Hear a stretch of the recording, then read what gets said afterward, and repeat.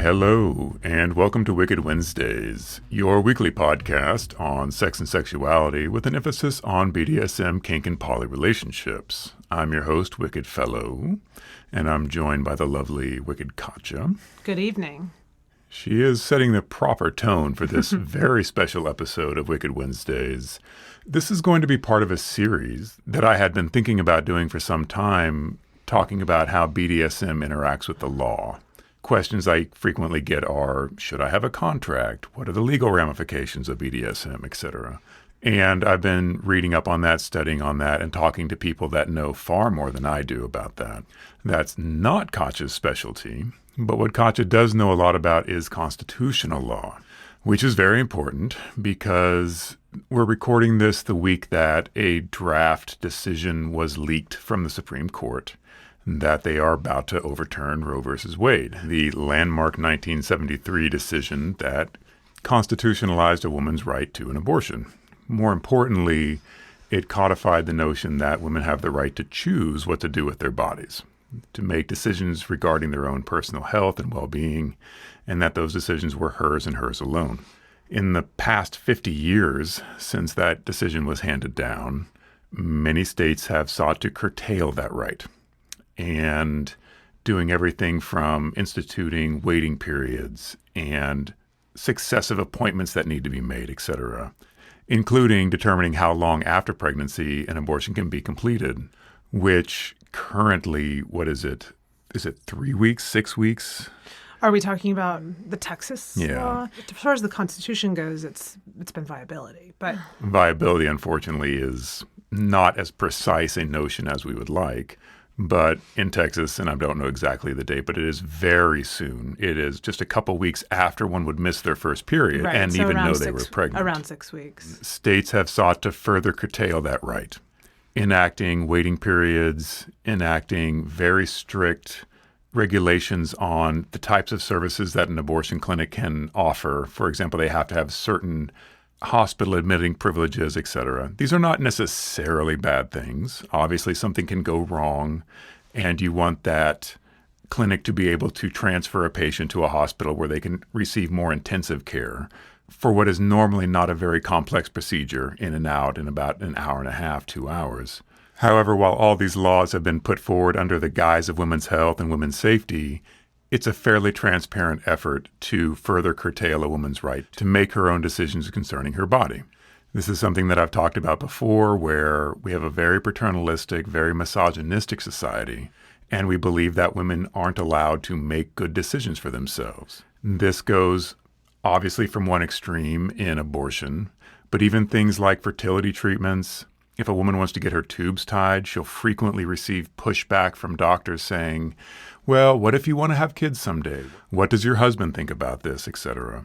When one of my partners went to have her tubes tied of her own choice, she received a lot of pushback, and she had to search around until she finally found a doctor who was more than happy to do this based on her decision alone, not asking what her boyfriend thought or what her husband thought, etc. And it's fairly ridiculous the amount of hoops that states have been trying to make women go through to procure an abortion. Now that Roe has been tacitly overturned, obviously the decision is still in draft form, but from the legal scholars that I've been reading and watching, this is a fairly advanced version of that decision. This is not the first draft of this opinion. It's very likely that Roe will be overturned. If Roe is overturned, the dominoes start to fall very quickly. And we're going to get into that. We're going to talk about a lot of this. This introduction might get a little bit long-winded. I want to let you know this is not a normal Wicked Wednesdays episode. This is speaking specifically about this case, our reaction to it. I know that both Katja and I are very upset. And we're upset for a number of different reasons. We're not just upset about the fact that this is a huge step backwards for personal freedoms. I'm upset for all the people that I know that have either had an abortion or may need to have an abortion in the future. I'm upset about the fact that we're rolling back women's rights 50 years in this country, which is not a good thing. And I'm very upset about the precedent that this sets in a legal fashion and how this case could be the first domino to fall in many civil rights cases and many civil liberties cases. So I brought Katja along because, in addition to be a woman, and this is something that's much more in her lane to speak about, she's also a constitutional scholar and she's studied constitutional law, so she knows far more about this than I do.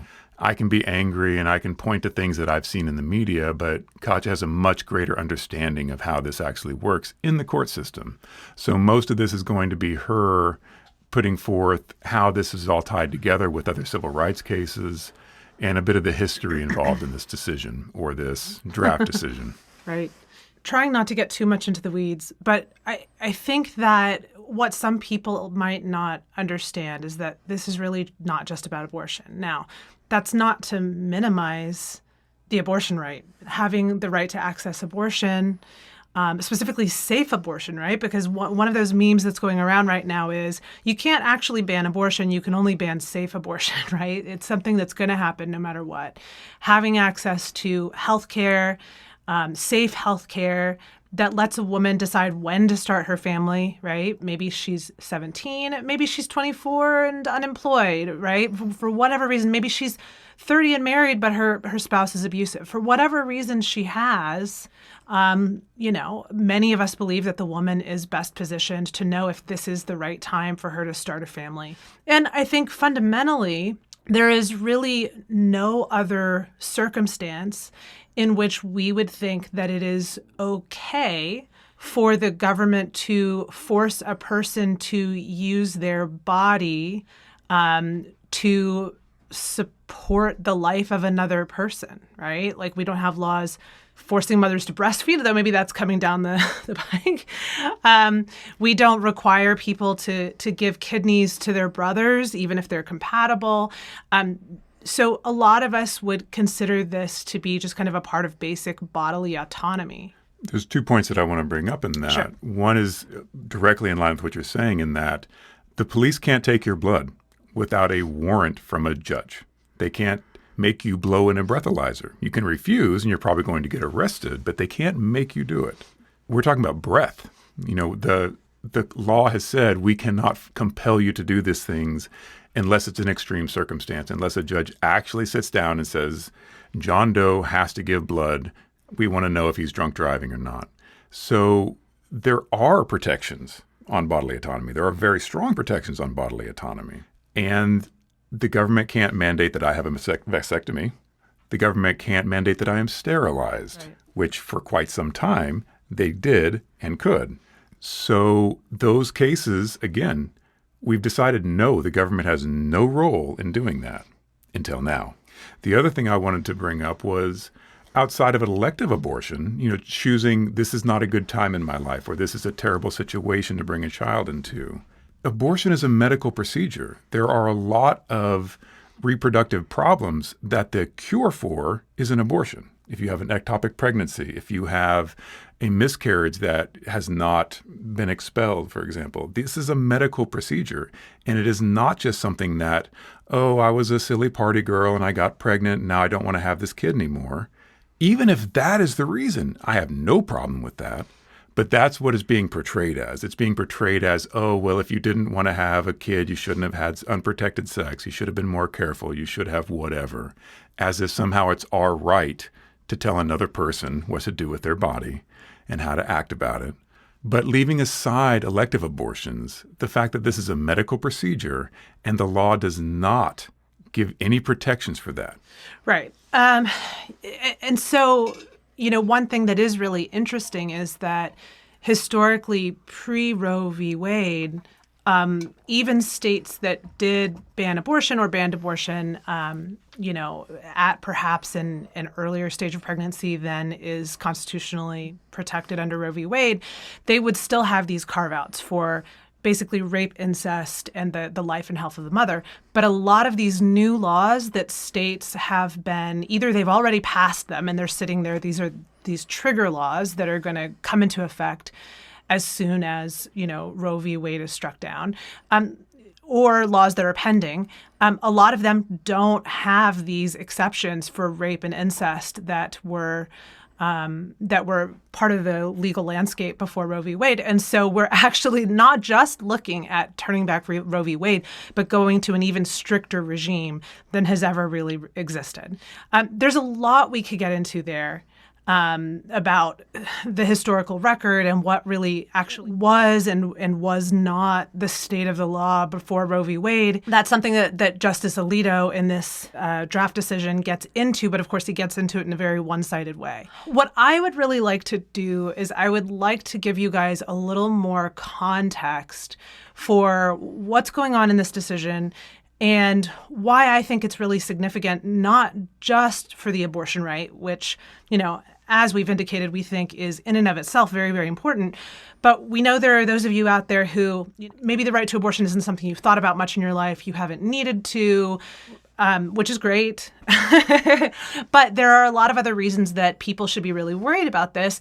And specifically, kinky people are one group that should be particularly worried about this kind of thing. And so in order to make that point, I want to give you guys a little bit of history and explain some of these implications. So our Constitution has a number of rights that are enumerated. So, for example, First Amendment, free speech, free exercise of religion. But the Constitution also has, there are only a few of these. There aren't that many rights that we hold as individuals that are explicitly spelled out in the Constitution. It has always been contemplated that people retained rights that were not listed out in the Constitution. So in fact, when the Constitution was first written, the reason the Bill of Rights didn't exist in the original Constitution and had to be added on later as the first 10 amendments was because there was this concern that if you list out certain rights, the implication is that no other rights exist, right? And so the framers were originally, they didn't want to list rights because they didn't want that implication. Later, these rights were enacted into law, but even then, if you look at the Ninth Amendment, it makes clear that just because rights aren't listed doesn't mean that individuals still aren't retaining those rights.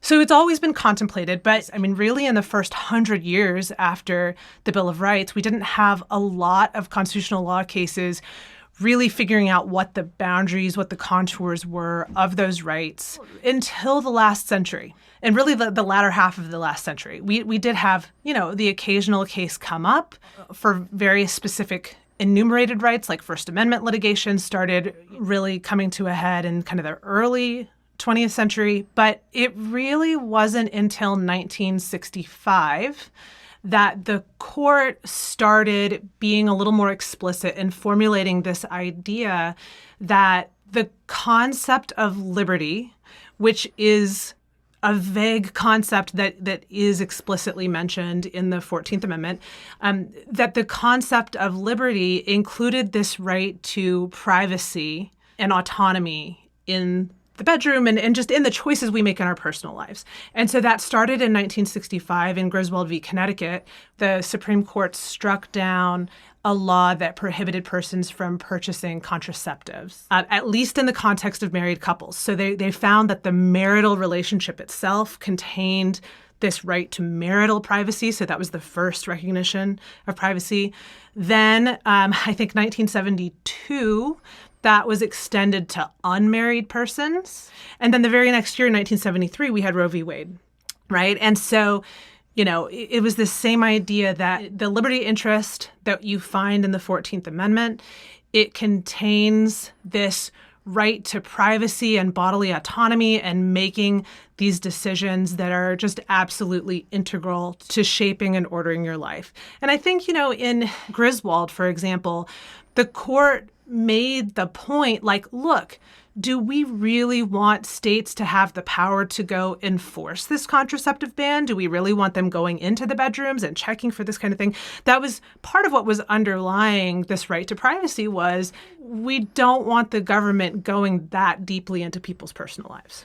In 1972, we had Roe v. Wade. It extended this idea of privacy being derived from the concept of liberty that's stated in the Constitution, and this idea that there's this certain realm of private decisions that people need to have. And we've discussed Roe v. Wade, right? And how important we feel that abortion right is. But what I think is really interesting for those of us who are kinksters is going to be where the court went after Roe v. Wade, right? And the reason for that, the reason we're so interested in that right now is because if Roe v. Wade is gone in about a month or so, whenever this final decision comes out, it really brings this entire line of cases into question, including the ones I'm about to get into, right? So giving you a little more context, just kind of the larger political context, Griswold v. Connecticut, 1965, this was the Warren Court. The Warren Court was known as being the most liberal court that we had. This is the same court that decided Brown v. Board of Education, which struck down segregation in schools. This was a court that was very, very protective of civil rights. So next, we had Chief Justice Burger come in I think, 1969. And this was kind of a transitional court. So it wasn't entirely liberal. It wasn't entirely conservative, but it was this kind of transition court before the Rehnquist Court, which is...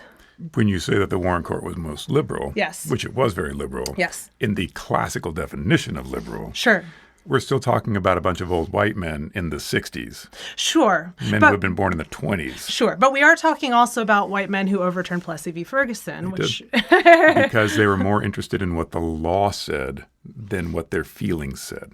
I believe that's a big difference because they had a huge respect for the law. And then they studied the law and they said, well, I may personally not believe in this. And I would say that a number of those justices probably did not carry these beliefs into their own bedroom, for example. But they looked at the law and they said, well, this is what the law says. The law is important, and I'm going to uphold the law of the land. And my job is to interpret the law of the land, not what my heart tells me, right, which is truly important when we talk about what the current court is doing. Please continue. Right. So 1969, Chief Justice Burger comes in, Chief Justice Warren retires, and so we have this transitional court. Roe v. Wade was decided under the Burger Court, not the Warren Court. So even though we were in this kind of transitional period, we still had this right to privacy being extended to abortion during that period. Now, if you want to look at the late Burger Court, 1986, we have Bowers v. Hardwick. So in Bowers v. Hardwick, the state of Georgia, I believe it was, had what was actually very, very, very common at the time. They had an anti-sodomy law. And this anti-sodomy law, it was not the kind of thing that police were going around and, investigating people for. But if they were in your home for another reason, investigating something else that they thought, you might be doing, and they caught you in the act, this would be selectively enforced against gay men at that time. And Bowers v. Hardwick came before the court. And this is the same court that had decided, or at least there were some of the same members, right? We're going from 1973 to 1986. There is some overlap in personnel from Roe v. Wade to Bowers v. Hardwick. But in Bowers v. Hardwick, the Supreme Court said... They framed things very, very narrowly, right? So whereas in Roe v. Wade, we're looking to the Constitution, we're looking for these big ideas of liberty and personal autonomy, right? And we're saying the right to abortion falls under that. Things were framed very, very narrowly in Bowers v. Hardwick to say, hey, there's no right to homosexual sex in the Constitution. And they said, this Georgia sodomy law is fine, and they upheld it.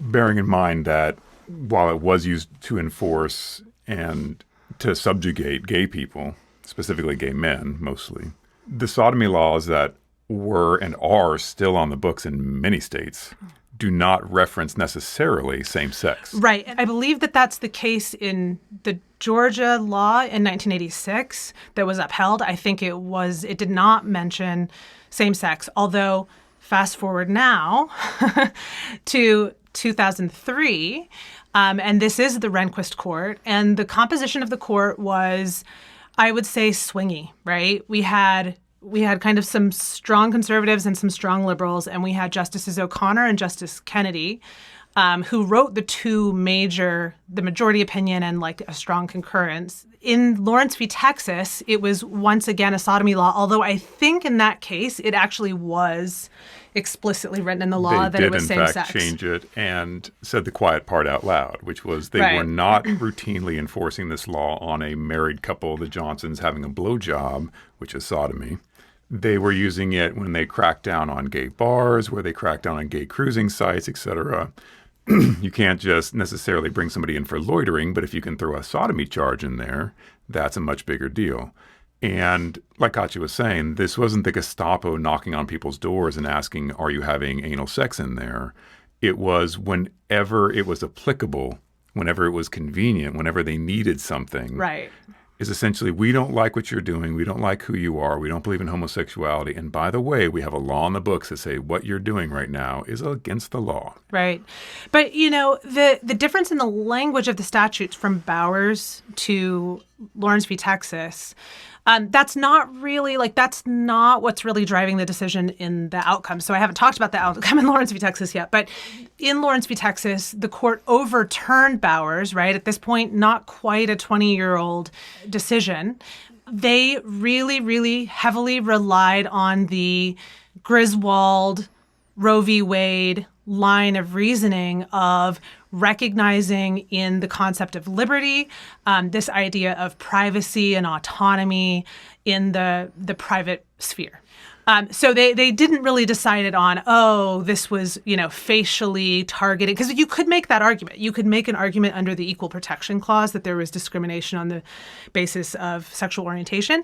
But that still has never really carried the day in the Supreme Court, that argument. Instead, it was taking these concepts that were developed in Griswold and Roe and really making this point that we all have rights. So Justice Kennedy, in his majority opinion, he invoked that liberty interest in the Due Process Clause of the 14th Amendment. He stated that the Texas anti-sodomy statute touched, quote, upon the most private human conduct, sexual behavior, and in the most private of places, the home, and attempted to control a personal relationship that is within the liberty of persons to choose without being punished.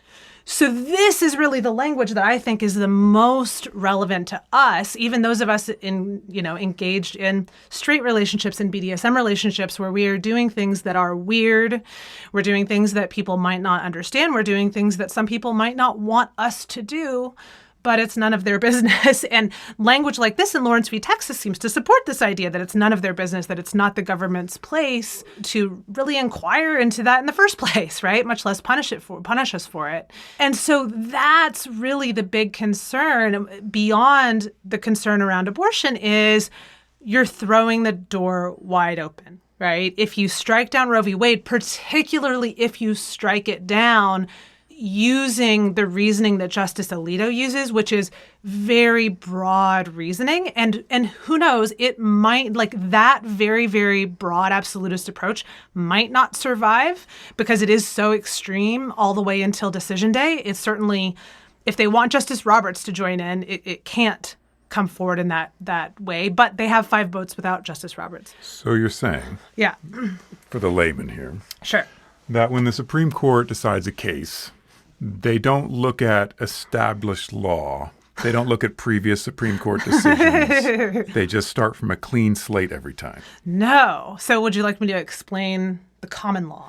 Well, I'm just curious because it seems like in those personal freedoms case, they were referencing cases decided just a scant 10, 15 years before as settled law, as saying, we passed this law as a Supreme Court, we upheld this decision, and we're now referencing that decision to say that this new thing that we're talking about is also valid, as if somehow they're connected, as if somehow once the court has established something, it's important. There's a word for that, I believe. Precedent. And this is truly important as we talk about Alito's opinion. Right. Because one of the things that you might have heard about is him saying that Roe v. Wade was a bad law when it was decided, and therefore we're going to ignore the fact that a Supreme Court, a majority of the Supreme Court, I believe it was 8-1 or 7-2. It was decisive. It wasn't close.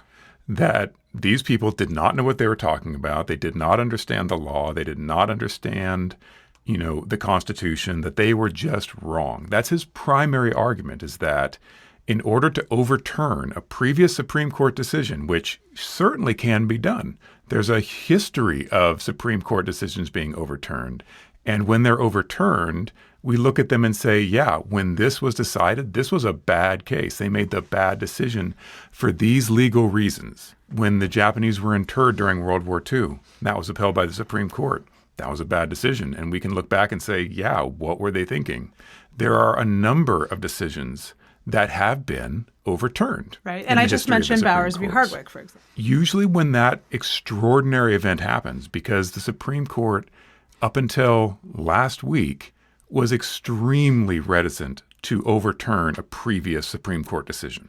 Because again, we're not talking about something that was passed 200 years ago. This was 50 years ago. This was recent. This is not something from the 1800s, one of those weird listicles of, did you know it's illegal to eat ice cream in Cincinnati on Sundays? Those weird laws? No, this is established part of our rights as Americans for 50 years. This current court is saying that decision was completely wrong on the day it was decided. And 50 years later, God has sent us to rectify this mistake that the Supreme Court made back in the 70s. He doesn't say that part out loud, but that's definitely underlying his... Very much. He's very much saying that they did not know what they were talking about. And this country has had some Supreme Courts that were not great, that could be looked back on and thought, wow, that was a bunch of yahoos. What were they thinking? Or they were thinking with an 18th century mindset or a 19th century mindset, one that we would not agree with today, because things change. Oddly enough, it was once perfectly legal to own a person in the United States. Did you not know that? Wow. Good old days. Women didn't have the right to vote. Good old days. This was all set law. This was law. I would say that the big distinction there is that the last couple things you listed, those were not overturned by the Supreme Court. They were actually passed constituted for those things. This was more, sometimes we look at the past and we think, what were they thinking? Sure. But these were accepted norms. When women tried to get the right to vote, it was not a popular thing. It wasn't the kind of thing where people were like, oh, yeah, we should have given women the right to vote. People died. There were riots. There was a huge international movement for women's suffrage, and people fought against it tooth and nail. People thought it was going to be the downfall of society and civilization. And now we look back in that and kind of, chuckle and think how quaint that they didn't give women the right to vote. But that is the kind of thing I'm talking about, where we can look back and say, yeah, that was not a just law. That was not a good law. Saying that a woman does not have voting rights, saying that she doesn't have bodily autonomy, saying that she is her husband's property, saying that she can be, forced to do things against her will. Codified law for a very long time. Sure. So the other crux of Alito's opinion is that for many years, centuries even, abortion was illegal, going back to the 1600s. And he cites a judge who just happened to put witches to death by burning.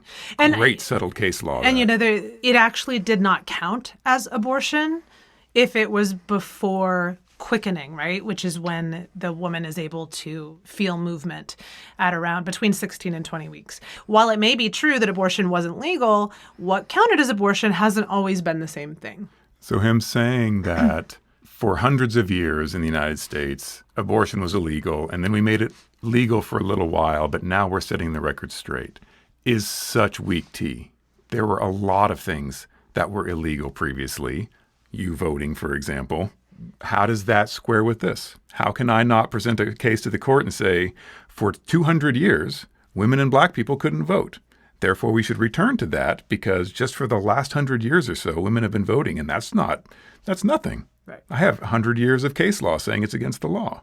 These things matter because when you overturn a key decision like that, you don't get to carve out an exception. You don't get to say, this case is special and does not fall within the realm of legal logic and how the law works.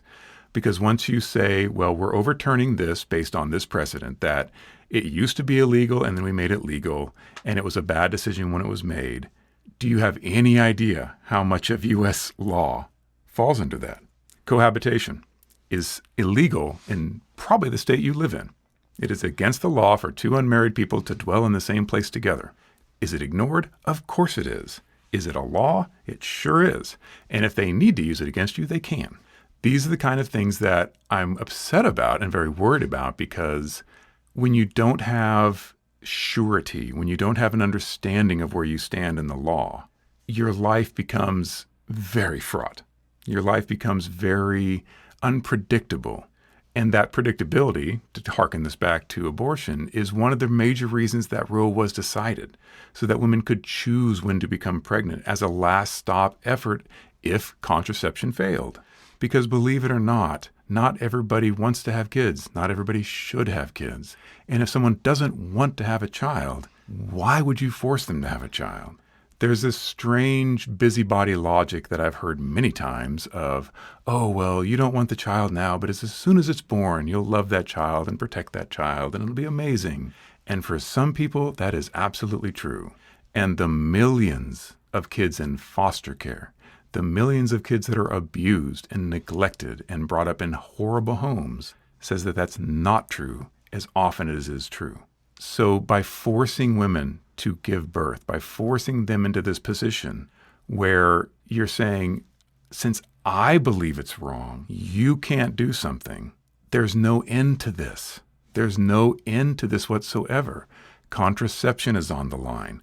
Gay rights are absolutely on the line. Interracial marriage is absolutely on the line. And I think that, this idea of morality and the extent to which we can legislate morality, obviously we can to some extent, but this is really the difference between Bowers v. Hardwick and Lawrence v. Texas, because in Bowers v. Hardwick, yeah, that was really about legislating morality, and they were okay with that, right? But then by the time Lawrence v. Texas comes around with all of its talk about this liberty interest in the private sphere, private relationships, making these decisions, it becomes clear that there is a limit to the degree to which we can legislate other people's morality. There is some sphere in your life that the government can't touch. That is the idea here. And that is why this is such a big deal, because as big a deal as abortion is, this is not just about that, right? This is about that very idea that is kind of underlying and emanating from Roe v. Wade and affecting a lot of other cases out there. There's a lot of decisions that came later, which is this idea that private sphere exists that the government needs to keep its hands off of. I have tried to restrain myself as much as I can because I'm very angry. I'm angry at the precedent it sets. I'm angry at the hypocrisy. You have Judge Clarence Thomas, who is a black man married to a white woman. And in his lifetime, he knows about Loving. Was it Loving v. Virginia? Yeah. A Supreme Court case where interracial marriage was legalized and made a right, made something that the states can't tell you can't do. Guess what was illegal for centuries before Loving? And if you apply the logic, if you take the Alito document and you search for abortion and pull it out and you write interracial marriage, it all scans. It's the exact same argument. If you take out interracial marriage and you put in whatever you want, it scans, because we've had things be illegal for a long time and realized that it was wrong to make them illegal and overturn them. So for me, the hypocrisy of that, for him to be completely oblivious to the fact that... He's not oblivious. he stood up in a conference today and said, this is the law, deal with it. Too bad, so sad. What's your problem? What's this? This draft of Roe v. Wade. He said, this is the law, deal with it? I am paraphrasing. Okay. But very much, yeah. He was saying that we will not be swayed by public opinion. We will not bow down to the people protesting outside the Supreme Court. We're here to decide the law, and you have to deal with it. You have to live with it, I believe is what he said. I think I just... Then again, if I was married to Jenny Thomas, maybe I'd want it overpeeled too. I think for me, compared to Sir, I'm still... I have the innate optimist in me that can't quite give up, that feels like this can't possibly be the opinion that actually comes out in a month or so, that they took the most extremist, the angriest white man of all the white men, right? Took the most extreme member of the court, had him write the most extreme possible opinion. It was He's just not. a draft. Oh, he is, though. He's not. Have you seen Amy Coney Barrett's opinions? Yeah, I don't think she would have written this. I think she absolutely would have written this. She just would have had more God in it. She was bred in a vat to overturn Roe v. Wade. Yeah, it's not that I think that she is less conservative in her heart. It's that I think she's smarter in terms of how she writes things. Again, I'm kind of surprised that they didn't hide behind the veil of her femininity to be like, look, we had a woman write this. Right. But the notion that 4 sitting justices sat in front of Congress and the Senate, I believe. I know. And said, we believe in case law. We believe that Roe is the law of the land. We believe that this is a decided case, et cetera, when they were lying. Right. From the moment they got onto the court until now, they've been literally waiting for their opportunity. And before the flowers have started growing on Ruth Bader Ginsburg's fucking grave, they have passed this. Is it any surprise to you that at the first opportunity they possibly could, boom, what case did they go for? Roe v. Wade. So it's complete nonsense. And all of them are signing on to this opinion saying it was bad law when it was decided. It was bad from the beginning and it goes against legal precedent and public opinion.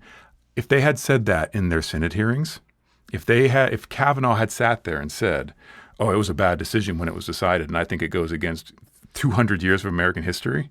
Right. If Barrett had said that, Right. if Alito had said that, right? You can't say that. If you go into it and you say, I believe that this is a bad law and I will overturn it at the first opportunity, you're not going to be a Supreme Court judge. So you lie, and then you wait till you have a packed Supreme Court, which is why elections matter, my friends. 3 appointees. It went from being a court that, while very mixed and sometimes very polarized, could be counted on to not be radical and extreme, to now we have a supermajority of conservatives on the court. And the first thing they do, the first big decision coming out of the Supreme Court, is overturning a 50-year-old law that gives women the right to choose how to use their own bodies. And it is infuriating to me. And I'm a dude. It makes me angry because the hypocrisy is a huge part of it. It makes me angry because it's none of your goddamn business. It's not your problem. If you are rabidly anti-abortion, I'm fine with that. Don't get one. I'm absolutely fine with it. Yeah, don't get an abortion. Don't do that thing. But it's not your place to tell somebody else, anybody else, your daughter, your wife, your sister, that they can't have an abortion. You're so concerned about it. If you think that it's a horrible crime and that person is going to hell, that's their problem. You're not their judge, and neither is Sam Alito. If that is the moral quandary you have, let it go. Don't get an abortion and let other people do what they want to do with their lives, because I'm very serious. I know that there's this huge trope from the conservatives and the right-wingers talking about a slippery slope. If we allow gay marriage, what's next? Are they going to allow people to marry horses? I don't give a flying fuck at a Cheerio. If the horse could consent. It doesn't bother me. If that person wants to marry a horse, go ahead. But they're always concerned about the slippery slope, right? If we allow this one thing, who knows what's next? Complete chaos and bacchanalias in the street. This is a slippery slope. This is a true legal slippery slope, because when you do something like this, when you make this landmark decision, all these other civil rights are in jeopardy. They're all sitting there looking like the nervous puppet with side eye, because they stand on the same or less standing as Roe v. Wade does. Roe v. Wade is 50 years old. And yes, the length of time it's been a law is important, because when something has been important, it's been challenged. When something has been around for 50 years, there's settled case law on both sides. There's decisions that have been made. It's been referenced in every civil rights legislation and Supreme Court case that has come down since 1973. It's a huge part of American law. And you don't just get to say, oh, well, we don't like this and our conscience tells us that it's wrong, therefore we're going to overturn it. So I fear for gay rights. I fear very much for gay rights, because, believe it or not, a lot of people don't like gay people, and they will go to enormous lengths to make gay people's lives miserable. You've seen this. The whole bakeries thing, the whole we won't make cakes for gay people. It's a much more tolerant time now. in 2022 than in the 90s when I was growing up, but it still sucks now. Even in 2022, gay people are still heavily persecuted by a large chunk of society. And if you don't think that there's going to be challenges to gay marriage, to gay people having adoption privileges, all these things, watch me. And the thing is, Alito at the very end of his opinion, he says like, oh, these people are saying that this might affect, Lawrence v. Texas and Obergefell. That's the case that decided that same-sex marriage was constitutionally protected. But don't worry about that. This is just about abortion. Well, this decision is about abortion, but the way he argued it was very, very, very, very broad and going after the very fundamental reasoning that's going to apply to all of those cases. So just saying the words, we're only deciding about abortion, don't worry about that stuff, it's not convincing to anybody. And that's not how the law works. You don't Right. get to have carve-outs like that. Right. You don't get to say, don't reference this case unless you're talking about abortion. Right. That's not how the law works. Right. When you overturn precedent like this will be used to overturn other precedents. You'll have people saying, well, we overturned Roe v. Wade on less, strong standing than we're going to overturn gay marriage. We overturned Roe v. Wade. And do not underestimate the incredible energy of the busybody community, the people that want to tell you how to live your life, the people that spend their nights laying in bed worrying about what you're doing in your bed, the people that are against legalizing marijuana, that don't use marijuana but don't want you to use marijuana either. Why do they care? For the children, I'm sure. It's none of their damn business. But they are more politically active. They are more energetic. They are more prone to put their money where their mouth is and help pass legislation making it illegal for you to have marijuana. Because some people are sad, pathetic little people, and they have nothing better to do with their lives than worry about what you're doing. Does it affect the kink community? Oh, yes, it absolutely does. Does it affect the gay community? Very much so. Does it affect the interracial, any interracial union you've ever seen is literally in jeopardy because Alito doesn't get to decide what some lawmaker in Tennessee does. Alito can say, oh, well, this is only about abortion. But that lawmaker in Tennessee can say, well, guess what, fellas? They overturned Roe v. Wade. Loving v. Virginia's next. Because they can do that. They can bring those suits. And there are people that absolutely believe it's wrong for a black person and a white person or a white person and an Asian person to get married, as if somehow it's their business. So a couple things that I wanted to hit before we wrap up, and I know this is long, but I wanted to talk to you guys about this. I wanted to air my mind at least, and at least feel like I'm doing something. Because when the government is turning in D.C. and I'm sitting here in Detroit, I know that Sam Alito's not worried about what I think about this. But I'm worried about you guys. I'm worried about my rights. I'm worried about Katja's rights. I'm worried about Katja's daughter's rights, the world that she's going to grow up in.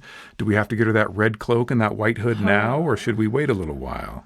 Because that's exactly what these people want. And I'm not exaggerating. That's what they want. So the trigger laws, and these are important. A lot of states, 14? Did you look up that number? A number of states have already passed laws, and they're called trigger laws. They're just waiting. Since Roe versus Wade had been decided, and the states couldn't outright ban abortion because it was a federally protected right, they had to do these somersaults and backflips and gymnastics to try to curtail abortion as much as they could.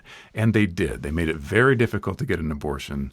They certainly didn't support it. There's one abortion clinic in the state of Kansas, to give you an idea. The states have made it very difficult to exercise this right. And some states have gone as far as to pass laws that say, we're going to ban abortion the moment that Roe v. Wade is overturned. That's, I'm not going to give you the legalese in these laws. I don't know it. But that's what they do. They have been drafted and they take effect the moment that Roe v. Wade is overturned. They're ready to go. They're keyed up. Nothing has to change. The moment that the Supreme Court says we're overturning this law, boom. Places like Texas, Georgia, a lot of places in the South, but not only the South, overnight it becomes illegal, flat out illegal. And when the Supreme Court is lying to you, and I wish I could say something other than that, they're going to say, oh, no, we're not trying to get rid of abortion. We're just giving it back to the states so that they can decide. So that individually the states can decide what's best for them. That's a more representative form of democracy. One of the Supreme Court's roles is to protect the minority. That's part of their mandate. That's part of what they're there for. They are there to make sure that the majority isn't always stepping on the minority. That's part of their job. So knowing what they know, and believe me that Judge Alito knows that there are 15, 16, however many states with trigger laws, he knows that the moment that decision is drafted and put out and published, that in these states, he's made a decision for millions of people. They collectively have made that decision for millions of people. It's not going to get re-legislated in Georgia. It's going to be settled law. It's going to be, this is the law of the land. It's against the law to get an abortion in this state. And because people aren't busy being busybodies enough, places like Texas have decided that not only do we want to make abortion illegal, but if you travel outside of Texas for the purpose of getting an abortion, we're going to try to make that illegal too. As Katja tried to assure me, that's very hard to do in the United States. However, this is Texas, and they have put bounties out. Literally. That's how the new Texas law works. It's against the law for the state to prosecute individuals for this kind of thing. So what Texas and their amazing big 10-gallon hat wearing brains thought was, we're just going to deputize the entire civil population of Texas, and we're going to make every single one of them our little enforcers.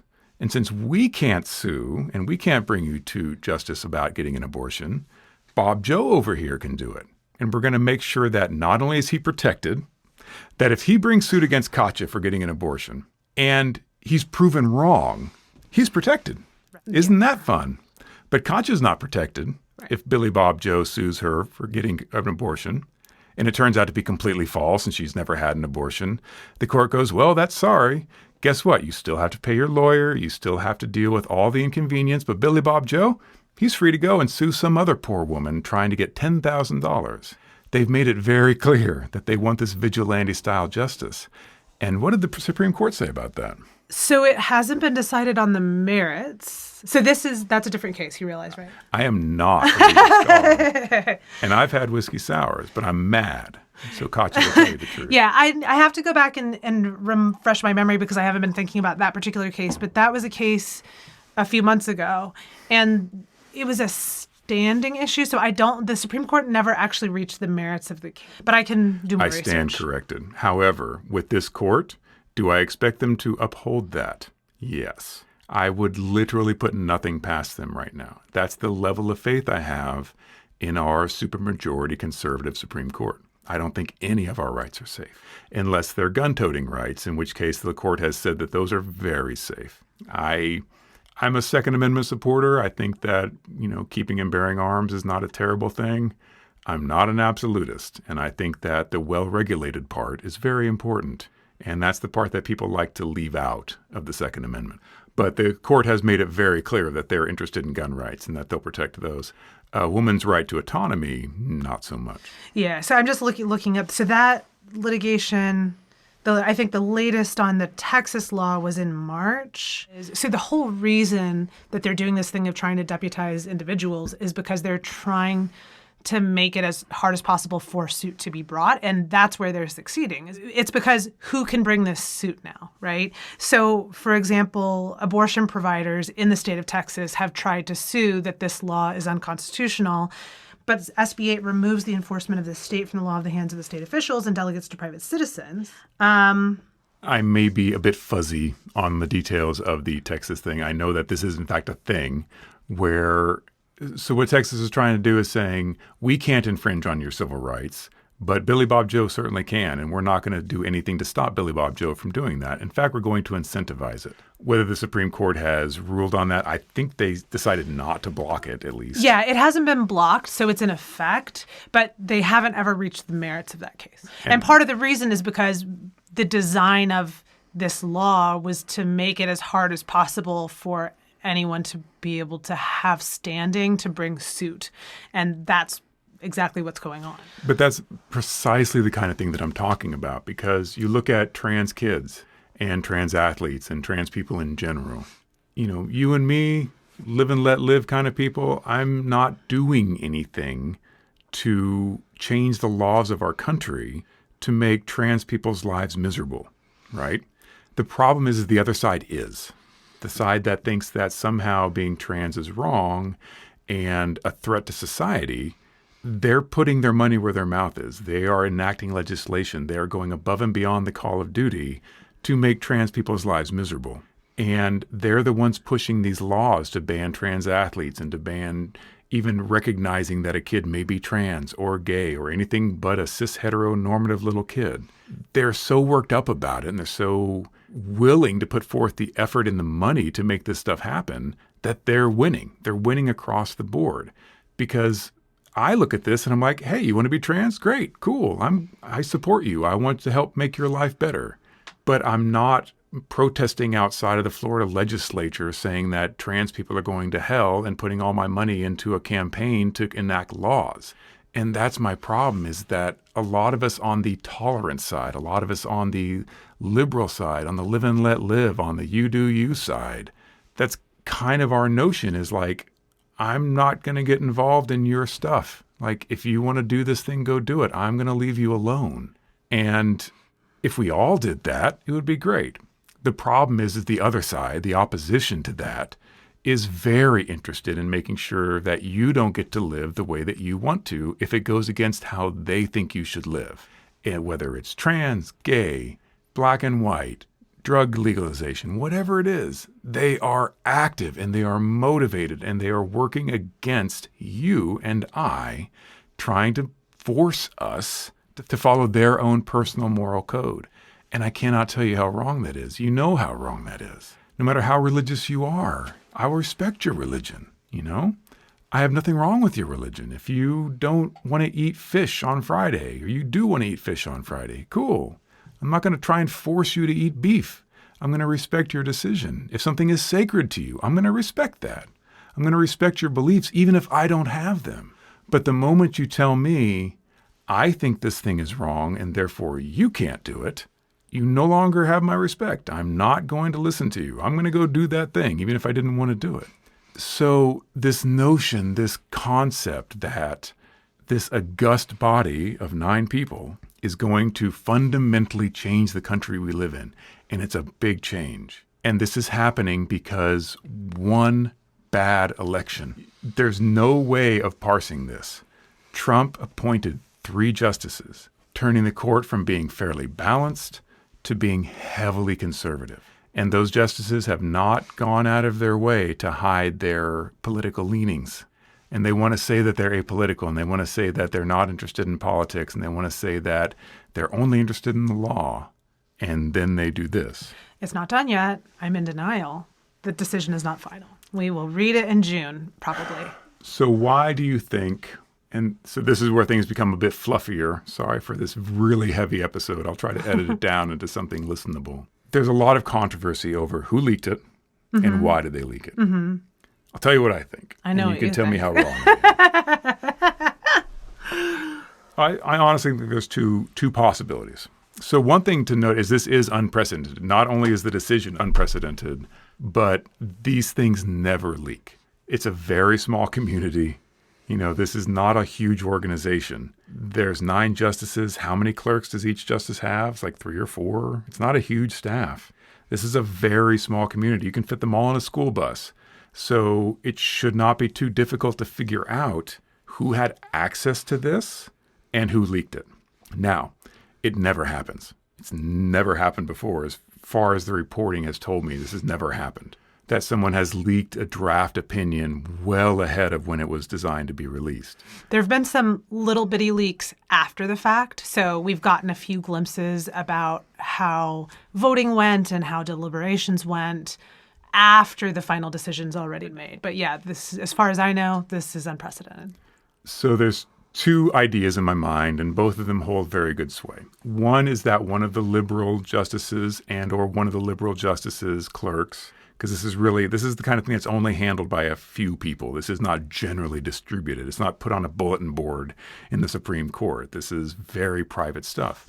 So I would believe that one of them leaked this to give as much time as possible for our lawmakers to say, well, if the court is going to overturn this landmark decision, we're going to do something like an amendment. We're going to do something like a amendment to the Bill of Rights, guaranteeing bodily autonomy, personal freedoms, that kind of thing. I don't think there's enough time, even with this month. Things don't go that fast in Washington. So that's one possibility that I have, is that someone leaked it with the notion that something could be done to head this off. I don't think they released it thinking that the Supreme Court would bow to public opinion. I don't believe that. I don't believe that they did it so that people could protest from now till the release date and the judges would somehow change their mind.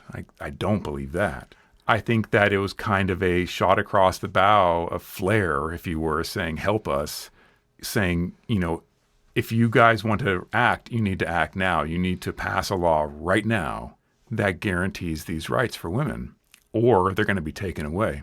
Another competing theory, which is equally appealing to me, is that this was one of the conservatives.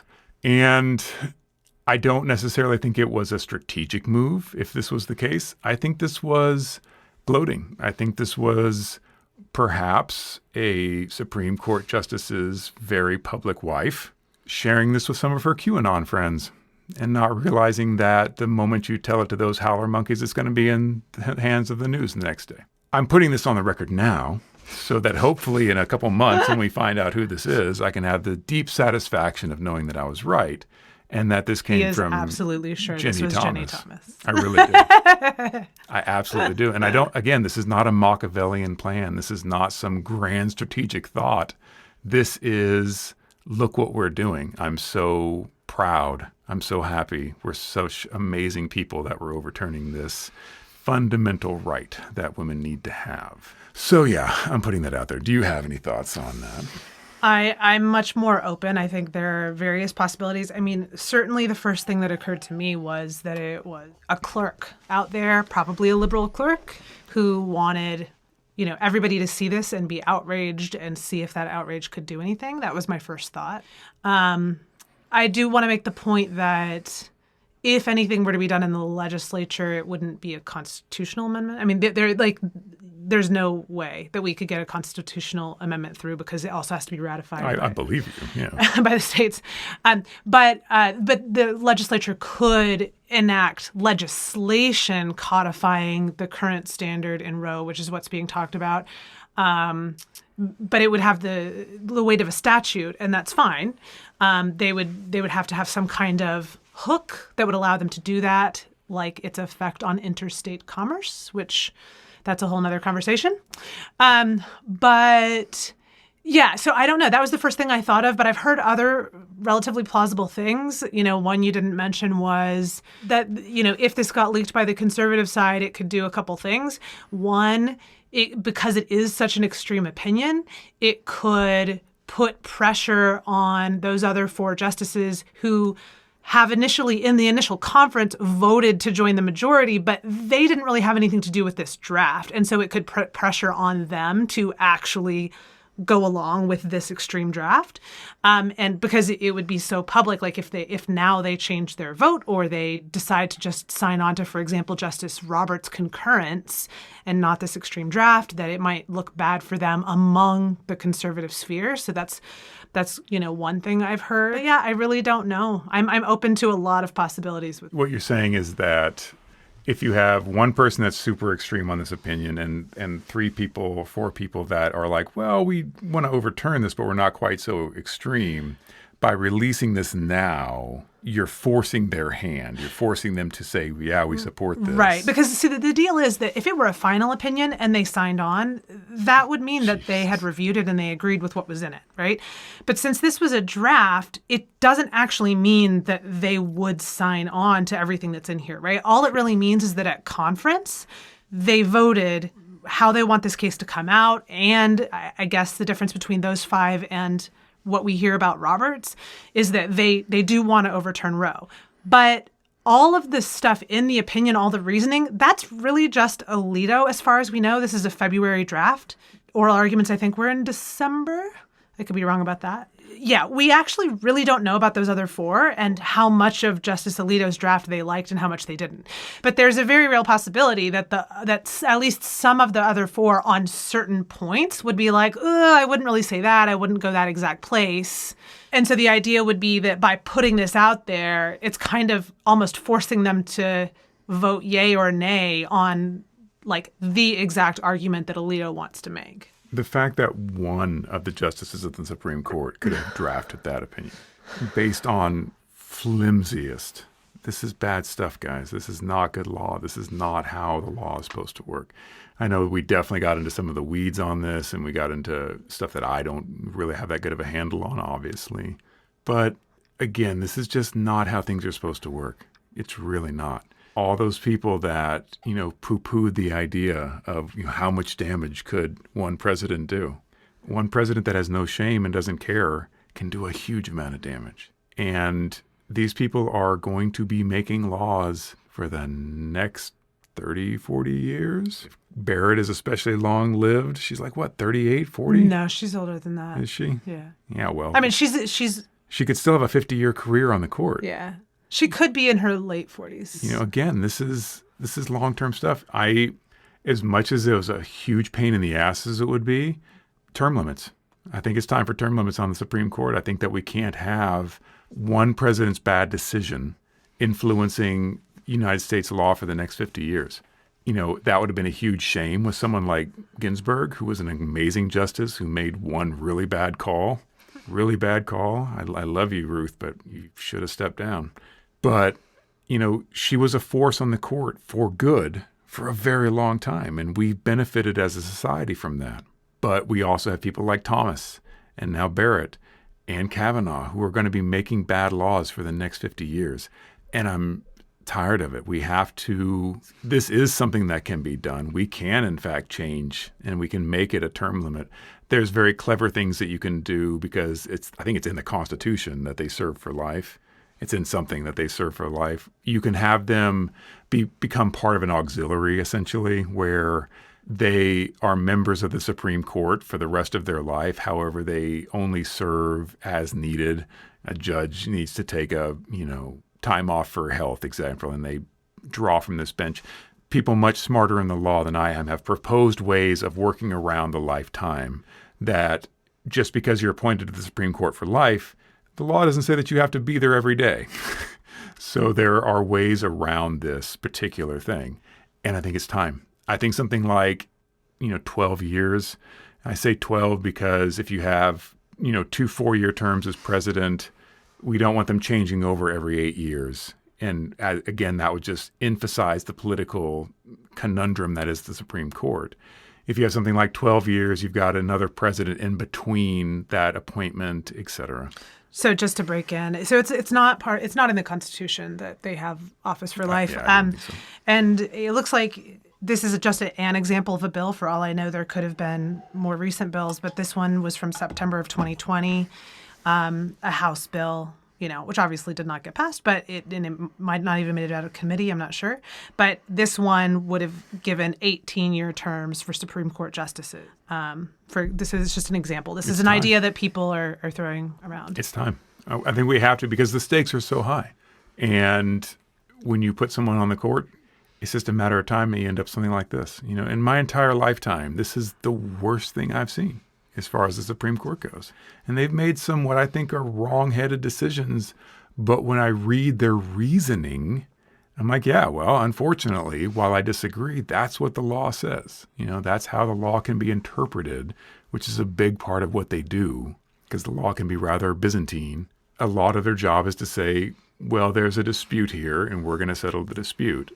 While I've disagreed with some of those decisions, this is the first time that I've been like, wow, this is just malarkey. This is bullcrap. This is wrong. And here's why it's wrong.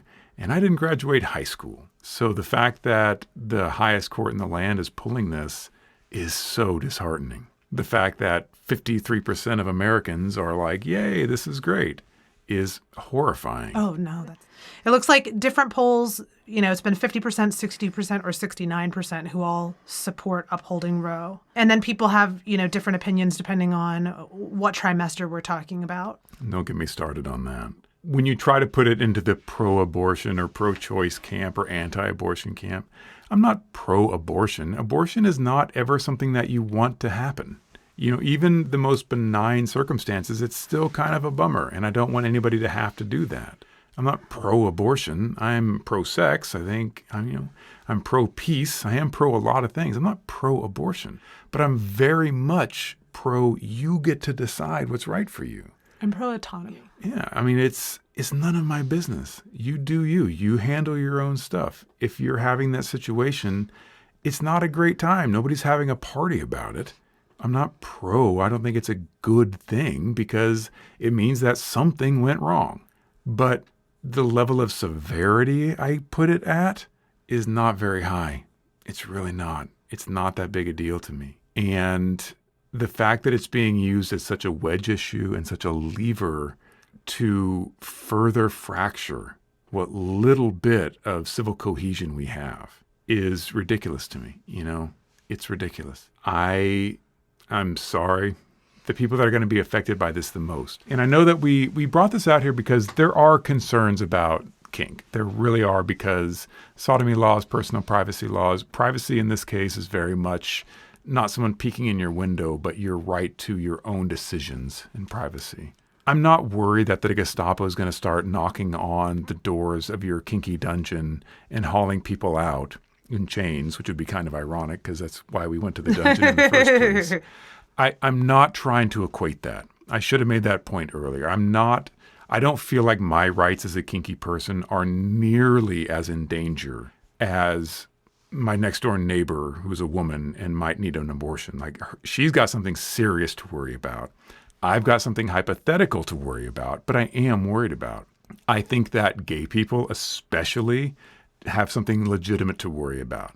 I think that we all as a society have something to worry about, as there are people who are active, who are very energized, and who are very concerned about how you live your life. And they are perfectly happy to pass legislation to make that law. And I see our rights getting rolled back, and I will fight against that as hard as I can. So this is the step. This is what I can do right now.